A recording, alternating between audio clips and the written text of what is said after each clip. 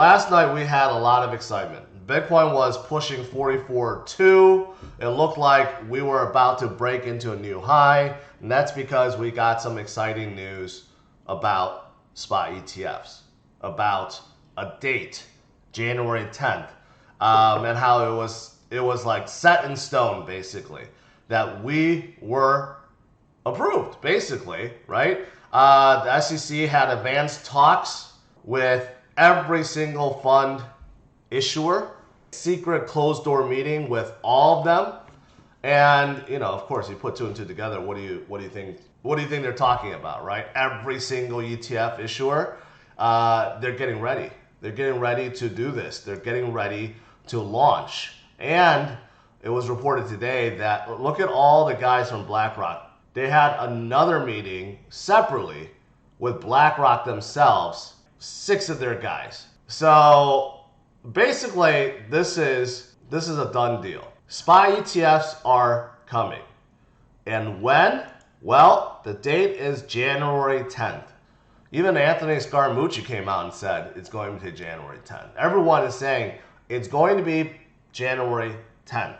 And simultaneously, all 12 ETFs will get approved.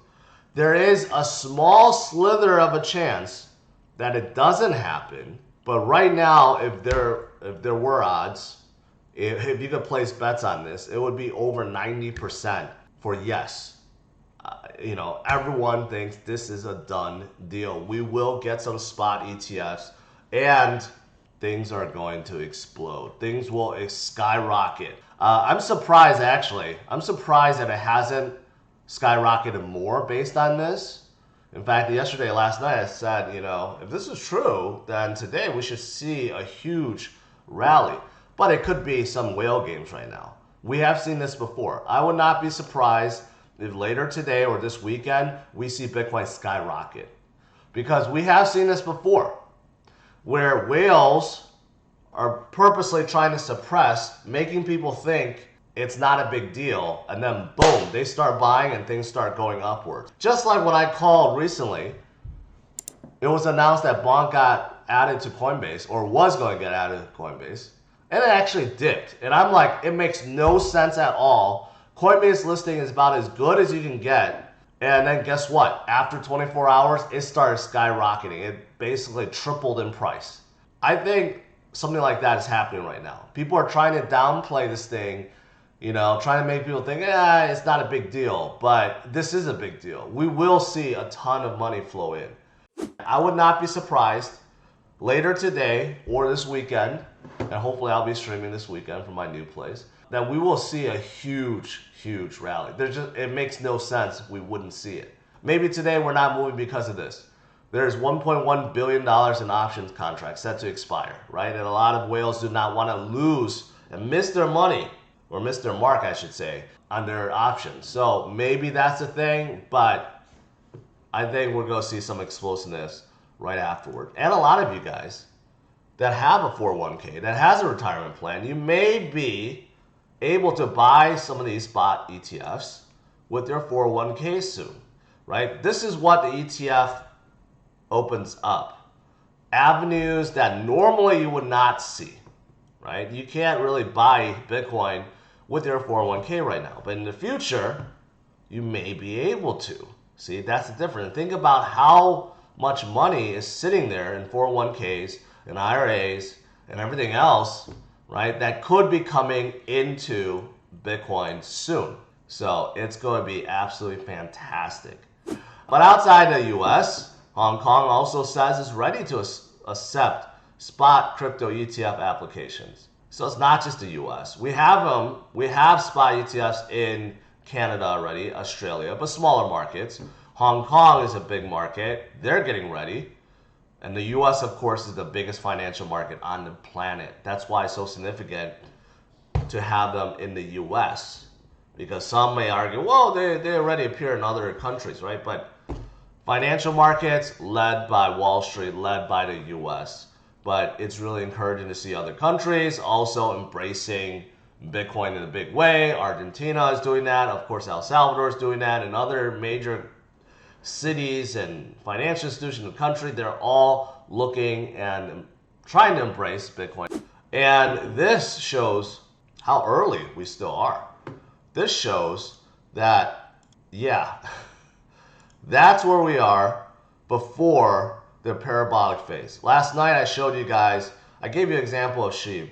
SHIB went from 3 billion to 40 billion in market cap within a matter of 1.5 months, 2 months. And that's already after hitting 3 billion in market cap. So that's what happens on these parabolic runs. And generally speaking, they happen at the tail end of a cycle. But that's exactly what this is showing. Like right now, we had a good run. We're up to 44,000. But man, what's left on the table is what you don't want to miss. This is what you live for. This is why we DCA for years, because this next 2 years, in 2024 and 2025, is going to make a lot of people a lot of money. Life-changing wealth or life-changing wealth, or just give you financial freedom. Whatever it is, okay? It's going to make a lot of people a lot of money and create a whole bunch of new millionaires, right? So we are at that beginning. Not quite there yet, but starting in 2024 with the SPY ETF, with the halving event, that's what we have to look forward to. So get ready, strap on, and get ready. Here's another example of where we are versus a prior cycle. Again, very, very similar. Getting closer and closer to halving event. And then what happens? Boom. We go upwards. We skyrocket, right? And, you know, every single metric we have correlates with this. Addresses with more than 1 Bitcoin, all-time high, with 0.1 Bitcoin, 0.01 Bitcoin, any number of addresses with some SAT in there is all at all-time high, right? Like if you're looking at the metrics, it doesn't get any better than this. This is the ultimate sign that Bitcoin is strong. In fact, stronger than ever before, even though its price is not back to a previous high. But just imagine when the price starts moving, when FOMO starts building, it's going to be unstoppable. And here's a last example I want to make about Bitcoin.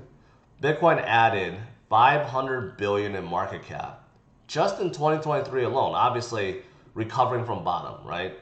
But that's a lot. That's enough money to buy out JP Morgan. Think about it. Everyone talks about JP Morgan, the largest bank on earth. You can buy out JP Morgan with how much Bitcoin grew within a single year. Wait until Bitcoin goes to 200,000, 250,000, and then the next cycle going up and surpassing gold at 700,000 or $1 million. Nothing is able to stop Bitcoin at this point. And here's the thing. Do you ever hear about anyone or any country or even any politician saying that they want to stop Bitcoin or kill Bitcoin? No, because people realize that's stupid. No one even is saying that anymore, right? It's like they basically all gave up and said, you know what? The cat's out of the bag. Bitcoin's here to stay. It's only going to get stronger. We might as well try to regulate it and tax it, right? No one's even talking about shutting it down anymore. That's why Bitcoin is so important, because you can't replicate it. You really can't. You can't. There's no company on earth that could try to create a new Bitcoin, a new network with a new store of value, and have it succeed. It just can't.